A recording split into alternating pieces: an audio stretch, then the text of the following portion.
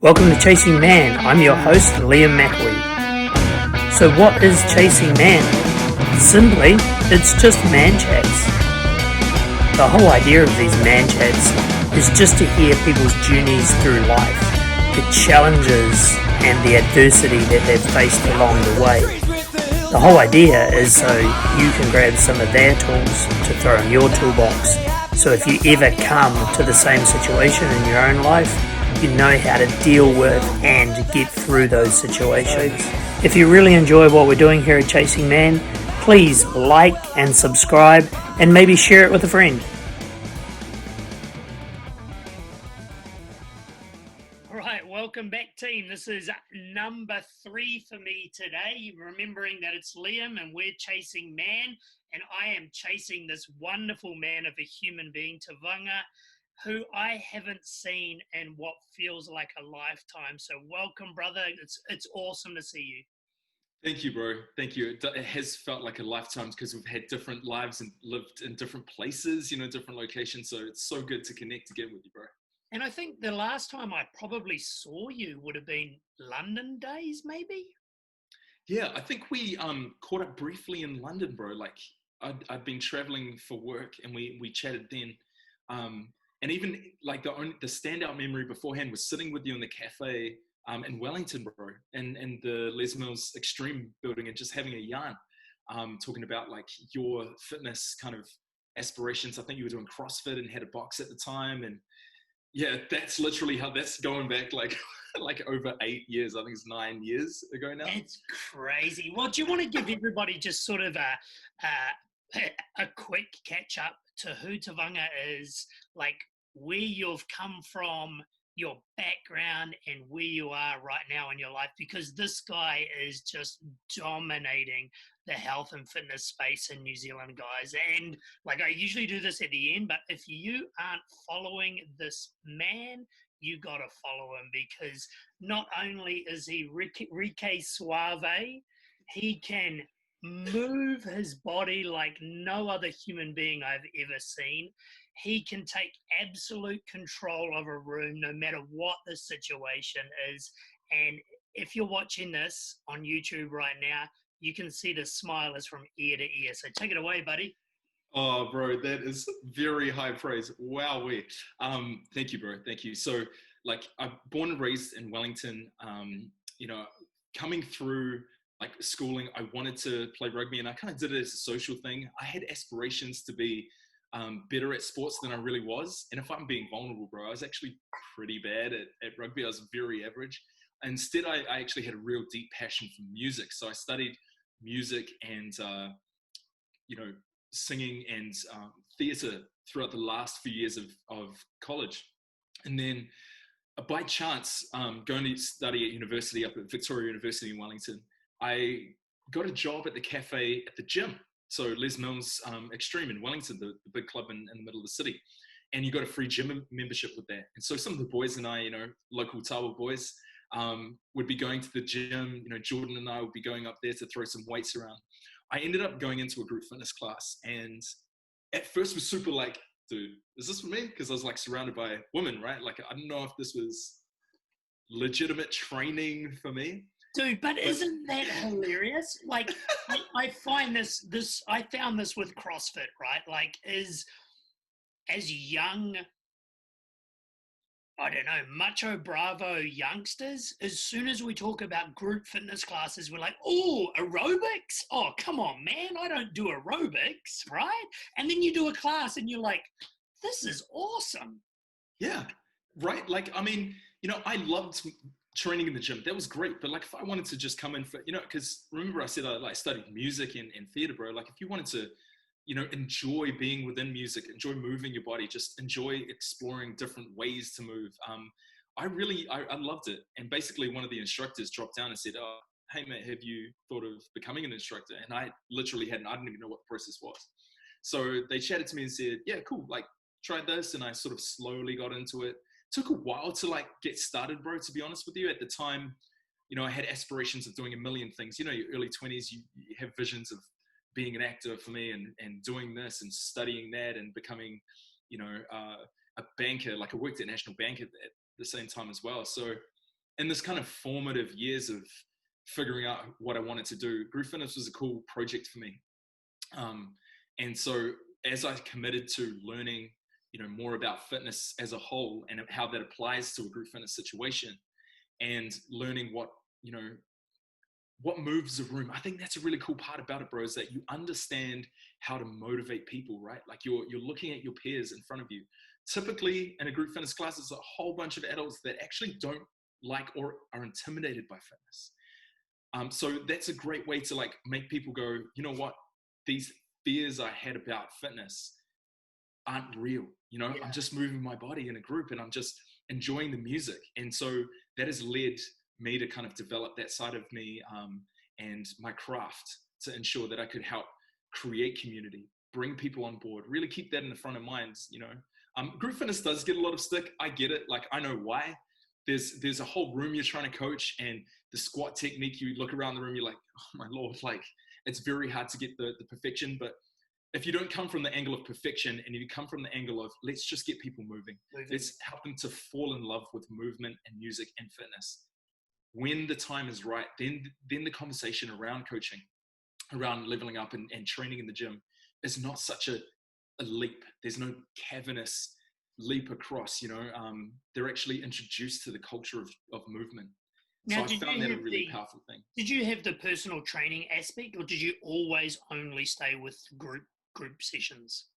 So I started in group sessions and started with the in-house training that we had with Les Mills, and then studied like PT qualifications later on. And that was more to get an understanding of anatomy and movement and just get those basics sorted, bro. And like many of the fitness professionals out there now, you start off with one thing, the basic course, and then you just read and upskill yourself over the years. So, I mean, I'm going back, like, this is 16 years ago, bro. I started when I was 20. And yeah, it's been a hell of a journey, going ups and downs and rounds with it. But I mean, the position what I'm at now in terms of my growth as someone in the fitness industry, and particularly with our company, Les Mills, is now I look after group fitness for our country. So I'm the national group fitness manager for Les Mills. And it's been wild. It's been a wild ride, and I'm still learning, bro. That's amazing. Now, I saw in your posts the other day, bro, someone was asking you, like, oh, when are we going to see you back up? Like, in the front, leading things up on the stage. And, I think your comment was, it's probably not going to happen at the moment because that's not where your focus is. But how much do you miss that side of things? It's a good question, bro, because like once you get a taste of, and like with our programs in particular, there's a lot of production value. Like we've got like international talent that comes in, and we've got massive film sets, we've got massive crews. So it is a big ego kick, bro. Like, and it's high pressure. When the camera's rolling, it's like the movies, bro. You got to perform on the spot, and it's more than the movies, because you can't. Like, the better you are at being natural and authentic, right? Like, the better it translates across the camera. Otherwise, it feels very wooden, And that's what people want to connect with, right? Is Tauvaga, not stage Tauvaga. Yeah, exactly. Like putting on the voice. Hey, you guys. Like it's the more real you can be, and that's a real skill set. The more you're connected with people, and the paradox that is, you don't get that until you do it often. Like until it becomes something that you're comfortable with, you've grown into that space. Yeah, it just sort of flows off the tongue, right? Exactly. You know how to manage that adrenaline kick. You can channel that now into better performance instead of just being frozen on the spot. But for me, bro, truly, like I can see that there's diminishing returns, right? It's the thing that you keep doing. It's always going to net diminishing returns to some point. And for me, the diminishing returns were what I'm taking and learning from this experience. So what I'm passionate about, and that's why I can leave that behind, is empowering and growing our business and our people. The twofold, like we've got to grow the people. We also have to manage that business, and we have to grow them together. And so that challenge for me is the next growth curve for me. And I'm chasing, my own development within that. And if I can open doors for others, you know what I mean? If we talk about like an ignition for other Kiwi, even for Pacific Islanders, if I can show them like, bro, like use your talents in moving a crowd in a positive way, like come and do it. You can see that I've done it. It's your turn now. Go up. Yeah, so that's a really inspiring thing for me. Yeah.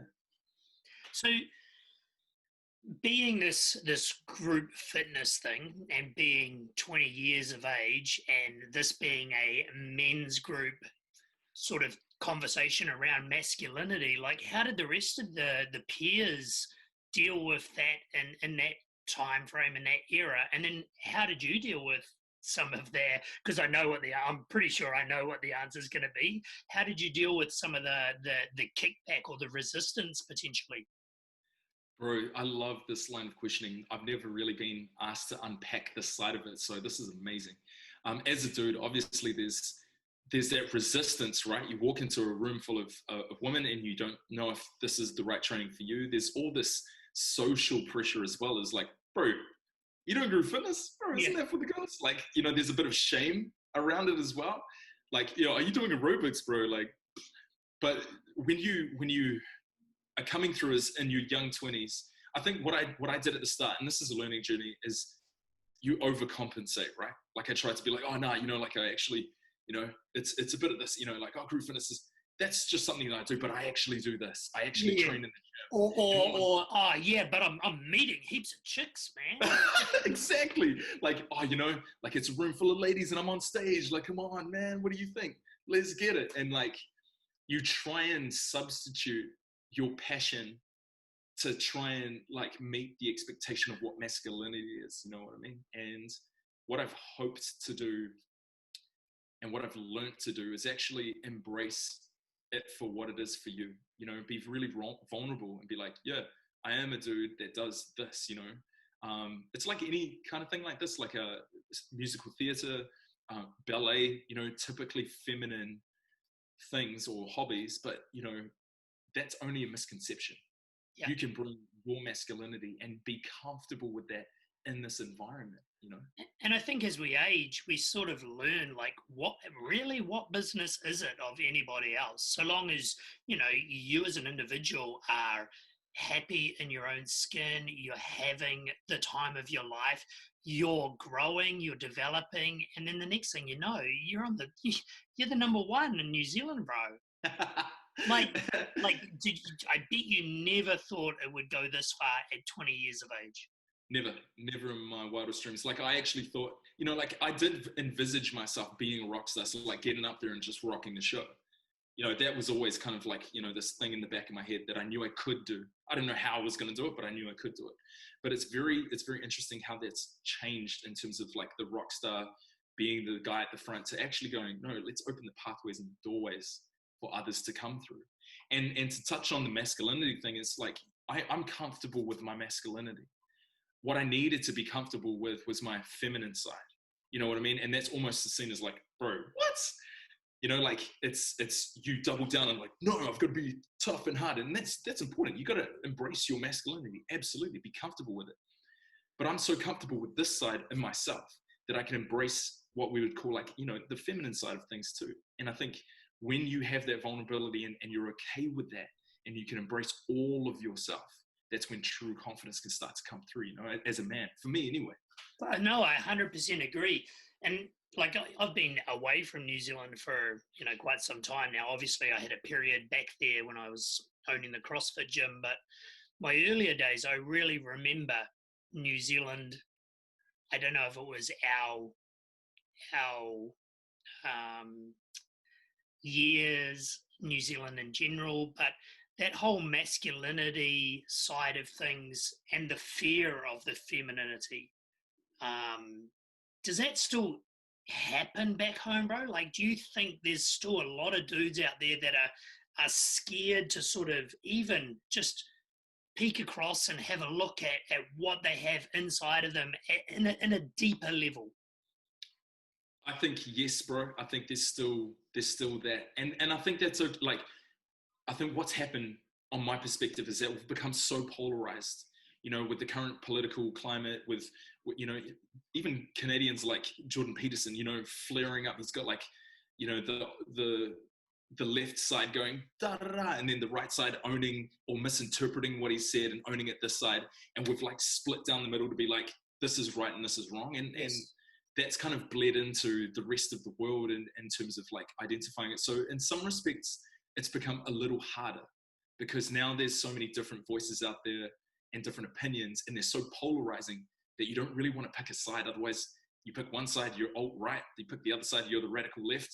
And that's not the truth. I don't believe that's the truth. I believe there's shades of gray, and we should be able to converse and appreciate and empathize with both sides. Like, I watched a fascinating chat with Jordan Peterson and Russell Brand, who are on polar opposite sides, you would assume, of the political spectrum.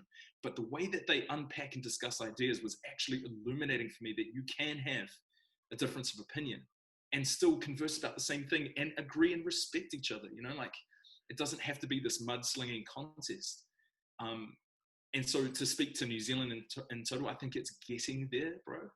But there's still definitely that interplay, that tension inside that will probably always be there about what's masculine, what's feminine, how do I identify with that? What is that part of, who does that make me? Yeah. Mm. And do you find that even more so in the gym industry? In the fitness Absolutely. industry? Yeah, it's still there. I think there's probably like the proximity and the diversity of people at the gym allows you to be more empathetic. I think we get put into this, particularly at Les Mills, bro, you're thrown into the mix with all kinds of different people, different races, different sexuality, different everything. And you all learn to just get on with the job. And I think that's kind of cool because like you have this practical thing you love and you all can share it together. So I think that environment is positive. But there's still like elements of it where, there is the looks, looks define who you are. This is the type of training that defines a man. This is the type of look that defines a woman, like there's still some divides in there. Whether that's good or bad, like, it's not for me to judge. It's just, it is what it is, It is what it is, yeah, observe it and move on. And that's what I really enjoyed about Les Mills, because if I think about, like I was doing exercise science back in the day while I was on placement in Les Mills, and this is way pre-CrossFit. They were pushing the boundaries of group training sessions way back then, right? They had the muscle heads and they had the group classes, but they were also very concentrated on trying to bring that happy median. Absolutely. I mean, I actually like that spirit of, context, bro, for me has always been king. Like, what's the context to group fitness? What are we trying to achieve here? What is our end result, And I think the criticism, and to speak to the point of like the muscle heads and the group fitters is like, actually, we want to be encouraging for all people to like experience what fitness is like, right? So group fitness has a real key purpose is take people off the couch who don't like training and help them to fall in love with fitness. But also on the instructor side or the coach side is like, embrace what it's like to be a high performer, embrace fitness, like push the boundaries. There was like this element of excellence and striving to be the best you could be in terms of like an athlete as a coach. Yeah. Sometimes those worlds get blurred though, and we start thinking that we're trying to make our participants, the vision of excellence, or that our programs replace coaching or replace PT, which is not the truth. And unfortunately, sometimes those messages get crossed, but that's life, right? So I think if we keep it to the context that it's in, it serves its purpose, Yeah, man. And so being such a busy man, because like when I follow you on Instagram, bro, you're out here in Canada. I think you were in London recently and doing all your training stuff. Other than obviously, you look amazing, so you obviously keep healthy and fit. What other sort of things are you doing to maintain balance in your life? It's a really good question, bro, because, with the travel and the filming, I think one aspect of it is that you're hustling the aesthetics so hard. You're trying to keep that body fat down so you look good on camera. It's just a natural thing. No one asks you to do that overtly. It's implied, be your very best on camera, of course. But I think that in of itself wasn't sustainable for me as well. I had to really look and think, okay, in this period of time in my life, how do I balance it out so I have, I look after the mental side and physical. And it's always about, for me, doing the things that I love. How is this improving or helping the life that I live, and being at home with the girls, how do I keep myself interested and engaged and healthy enough? So like exploring dance moves or doing little circuits of new movements. Cause yeah, maybe it's more now at the age that I'm at is more, listening to the body, keeping good food coming through, home cooked meals, not being too anal, like trying to go hard on the low carb diet or whatever. It's just kind of feeling it out at this point in time. Yeah, so to speak to balance, bro, is like shifting away from aesthetic has been a real good positive for me, and more about the functionality and the well-being aspects. So things like, for me, is dance, is stretching and yoga. It is circuit training and like doing weight-based exercise. I still love those compound lifts, but putting in a circuit so I can get the heart rate up and keep that going. And then reading, listen to music with my girls, you know, like all that stuff is it's all part of the whole picture. Yeah.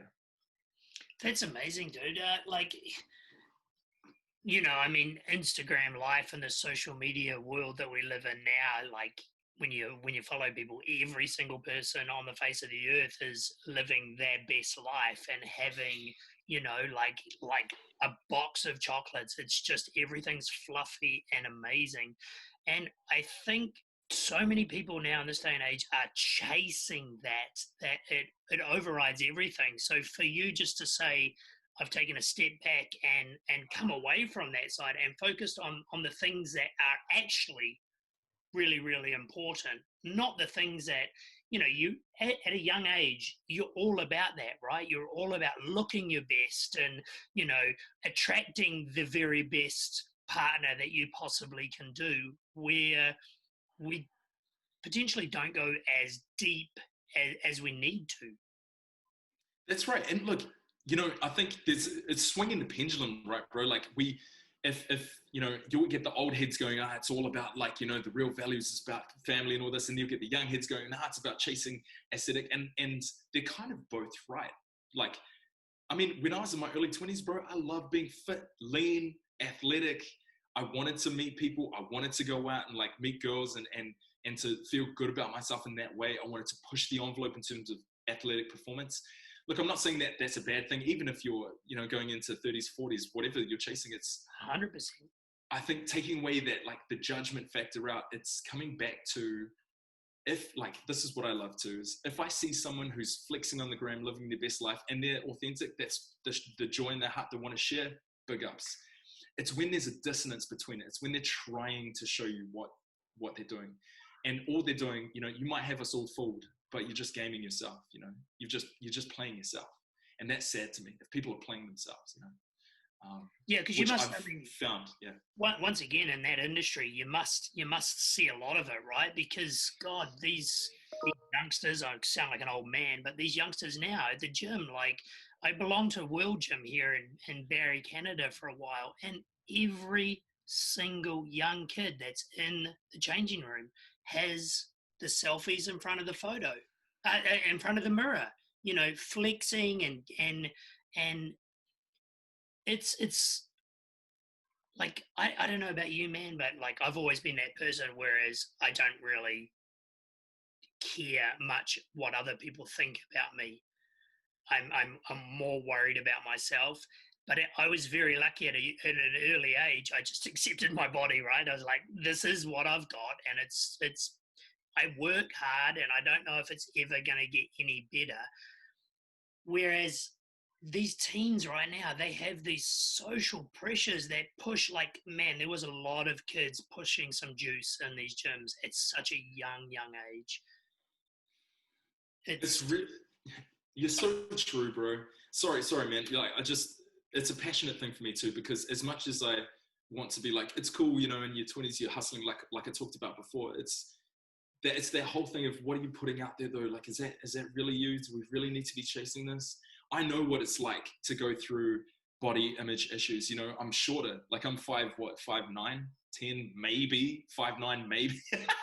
So like, there's real issues about being a shorter guy. Like, I didn't feel like I was a short guy, but then you stand next to someone who's in 6 foot and you're like, okay, yeah, I'm pretty short. And then you get hang-ups about that. Like, you get hang-ups about not having right proportion as according to like the bod. So, you know, you might be like, oh man, like my upper body's smaller than my legs. I've got really big Samoan legs. You know what I mean? Does that mean like I have to go to the gym and just pump weights upper body all day long to try and even out that? I get those fears.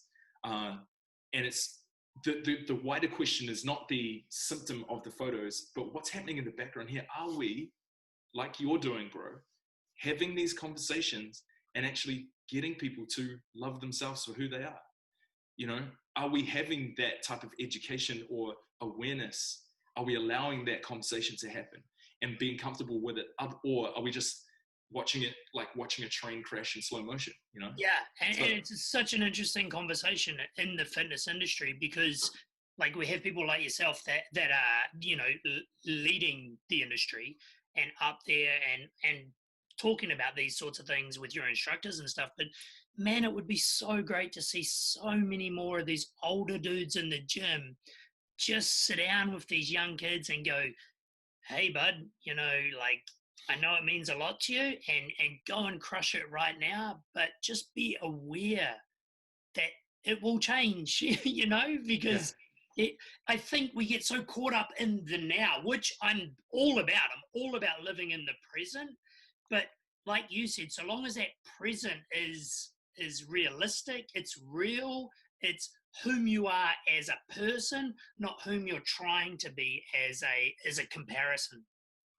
It's so true, bro. You know, like who you are. That's a really big question, eh? Because as a creative person, I struggled with like pinning down exactly who I am. You know, when people say, Tao, just be you. You know, like in my early days of instructing, you know, you're better when you're just yourself on stage. And I'll be like, but I don't know who the hell I am. Like you don't, when you're inside, you can't see what people see on the outside. And some of the best advice I got, bro, and this speaks to what you're talking about, is you might not know who you are, but you definitely know what you like. You definitely have values that you hold true to. And whatever on the surface adjusts and changes up here in terms of your identity and what you put forward, underlying all of that are some key values that you will hold on to. And it's just litmus testing everything you're doing with those key values that you hold down deep. It's like, you know, loyalty is a big one for me. Family is a big one for me. Compassion and justice is a big one for me. So that's why you see me like, you know, be more on the empathetic side of discussion rather than the conflict and headbutting side, which is, you know, just a different facet again, right? Yeah, it's those underlying values. And I think if the older guys are talking about, I think instead of coming in and telling the people what to do, it's like, hey, tell me, how can yeah, I help? man, and like that, those things really resonate with me because I probably only realized maybe in the last 5 years tops how out of control my ego was. And like you're saying, like I used to tell people, well, this is the way it is. This is the way it is. Man, I'm sure you remember when I got full on into my keto stuff and I was like, keto, keto, keto. It works well for me. It doesn't mean it works well for everybody, right? So Mm, your growth, man, I mean, you're only what, 36 now? yeah. Yeah, 36 now. And I know from following you over the years, it seems like you really tame that ego at a younger age. And am I on the right sort of wavelength there? Like, can you talk anything about ego? Yeah, absolutely, bro. I mean, I think that like when you get put on the stage and you get up there and you promote and you do your thing, it can be perceived as like this dude's got a massive ego, like he's, you know, confident. And for me, I've always felt like I wasn't good enough. You know what I mean? I've always felt like I've had to fight for everything. And so when it came down, like to me, bro, you know, this talk of alpha has never been an issue for me. I've always been friends with girls more than like being with the lads and like hitting it, you know. And that speaks to why I could be a little bit more open to burying the ego and going, you know what, actually, I don't need you to validate me. I'm good. I'm cool. Like it almost for me, when we talk about that ego side, it's like you need to know who you are. Your self-identity is important, but you can't let that get in the way of growth or a good conversation or for helping people to be better. You know what I mean? For sure. It's a complex thing for me too, bro, because, you know, once I did have the opportunity to look in and go, do I actually even like myself? You know, do I actually love myself? Like, do I care about who this person is? Then when I did like unlock that and go, you know, yes, I do. I deeply care about myself. But that allows me to drop the ego because I know who I am. I don't need to put this front out anymore about what I'm trying to be, you know, Yeah. because I'm cool with this. I'm cool with it. It's almost like you get to this point in life, right? And obviously, someone like you, maybe you find it earlier, and some people still maybe haven't found that. But that point in life where you can just sit down and say to yourself, I'm worthy, I deserve this, and now, you know what? I give myself permission to go and be me, because I mean, this links to everything that we were saying about these young kids. Is you're just not giving yourself the permission to live your uniqueness, right? Like you talked about Jordan there earlier. I had Jordan on earlier in the week, and Jordan is a unique character. And yes. he is I know that there's people out there that think Jordan Young has a massive ego. He doesn't have an ego at all in his eyes, because he is so happy at where he is. Yeah. So it's really fantastic catching up with you guys. And like, I remember you guys as youngsters dancing and freestyle hip hopping.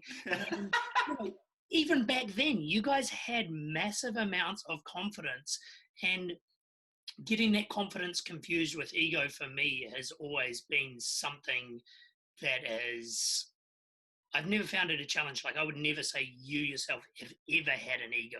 You're just a confident, and your smile says it all. Confident, happy, go lucky dude. It's funny. It's like it presents itself in different ways, with the ego, because it could be you have an ego about ideas, or you have an ego about things that you put forward, and you can't change an idea because that changes your value proposition, So for me, that's one thing I really had to work on is that when I presented ideas, on the face, on the physicality, meeting people, sure, that ego was aside, but like actually I was hanging on to quite a lot of ego around what I was putting forward as work, or as value, is like, here's my idea, guys, let's run with it. Like, that idea is bad. And I'd be like, really affronted. I'd be like, come on, man. You kidding me? This is the best idea that we've had so far. All of you guys have had dumbass ideas. Here's my idea. That's where ego can start to rear its head again in different facets of your life. And so how do you work around that? My journey. How did you work around that? Really good question, bro. I learned the hard way. So I sent an email to a group of, like, I was in a group fitness manager group, and I sent an email to all of them, basically when I was at the end of my tether, emotionally drained, and I said, guys, like, it's time for all of us to step up. Like, do your goddamn jobs, get your shit together, and recruit people, because I'm sick of having to like do that myself. All this ego shit, bro, like in the work aspect. And I got pulled up by like my top boss, like the national manager, and saying, this is absolutely unprofessional. Like, you need to think clearly about what this message you're sending out to everyone is. If you think you inspired people to action, this is some BS. All you've made people feel is inadequate, and that you're doing all the work, which is not true. And I was like, that was a moment where I was like, shit, it ain't about me, man. It ain't about me being the martyr and like, I'm doing all the work. I'm saving this company by myself. Like, get that shit out of the way. No, you're not. It's a team.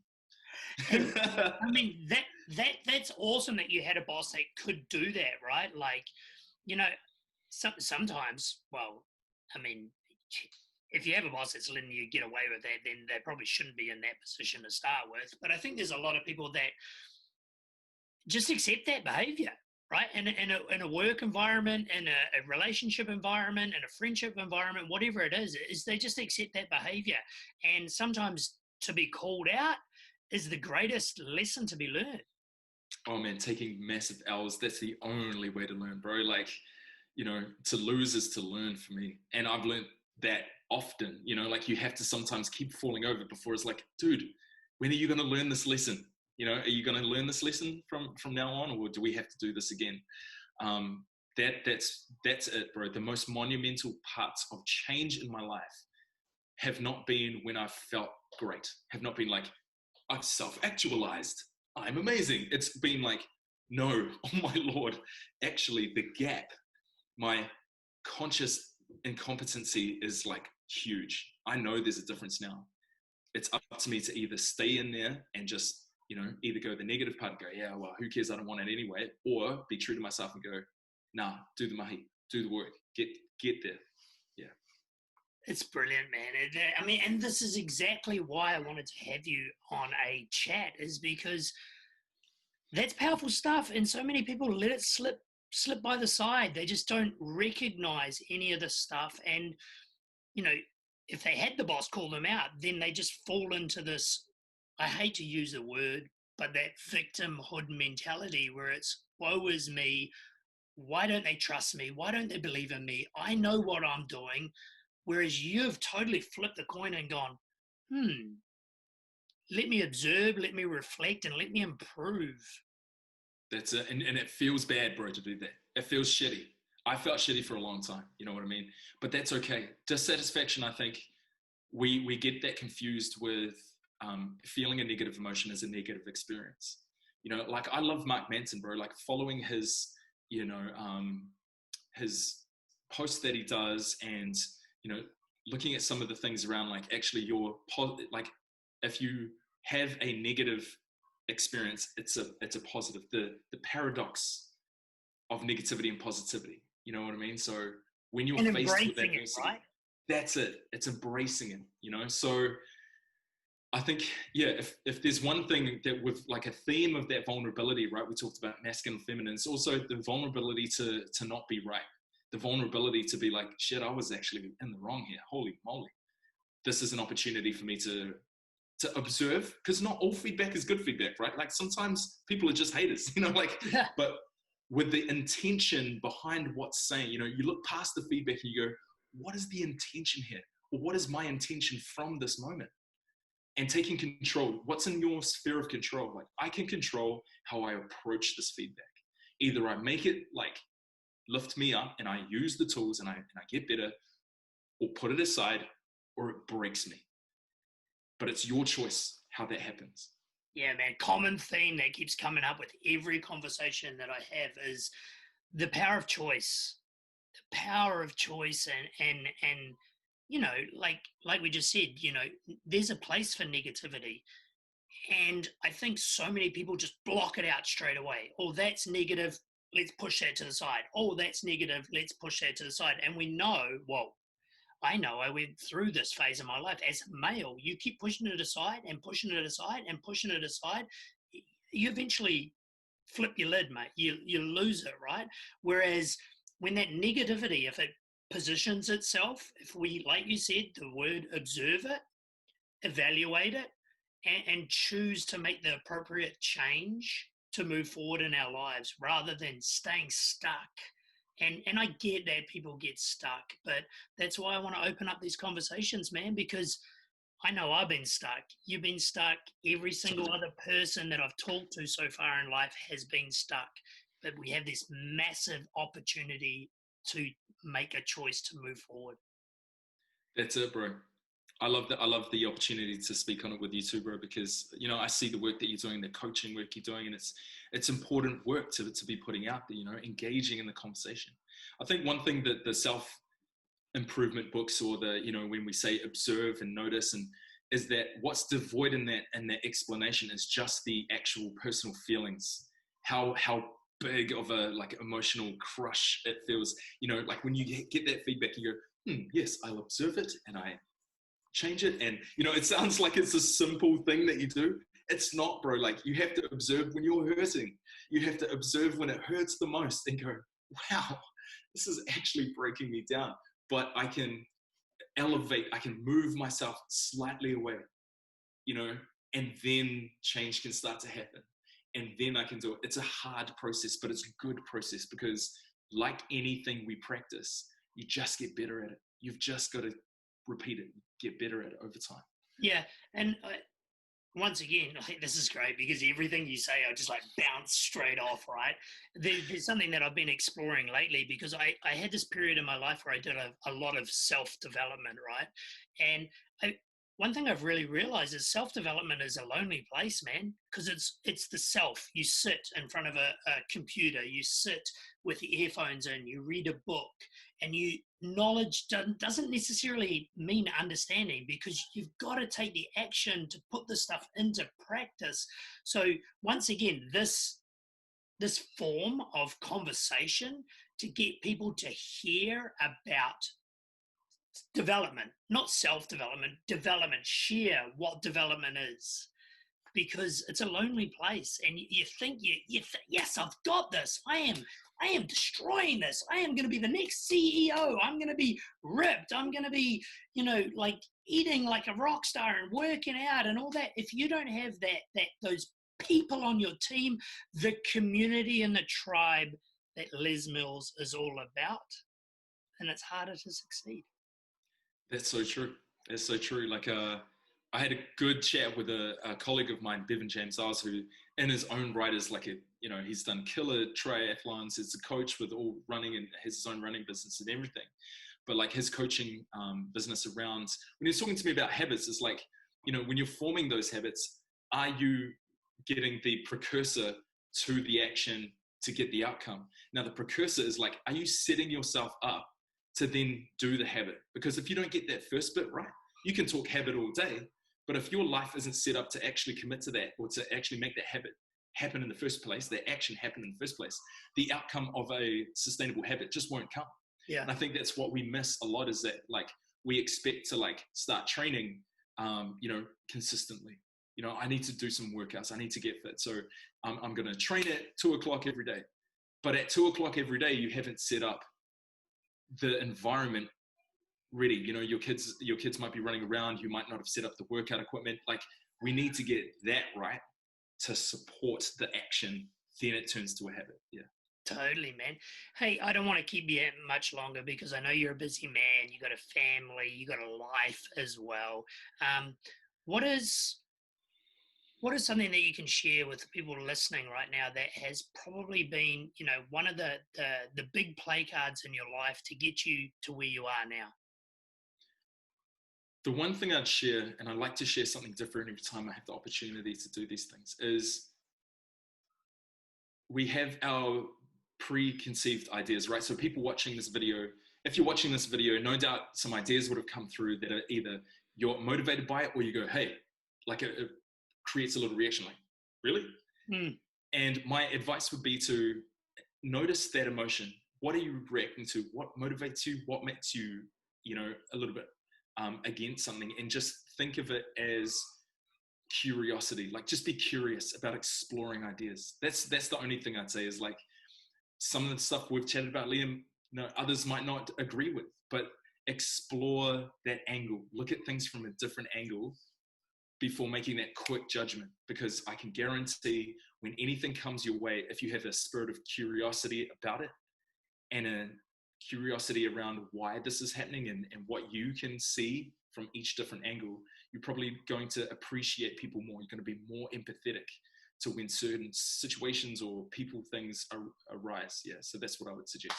That sounds like a chapter out of something that Jordan Peterson would say, mate. It's funny too, right? You know what I mean? Like, I quote Jordan Peterson or like take from him, but actually our political views are very different. Oh, yeah, I mean? No, but that's cool, right? Well, yeah, totally. But what I love about Jordan Peterson is he's happy to explore both sides.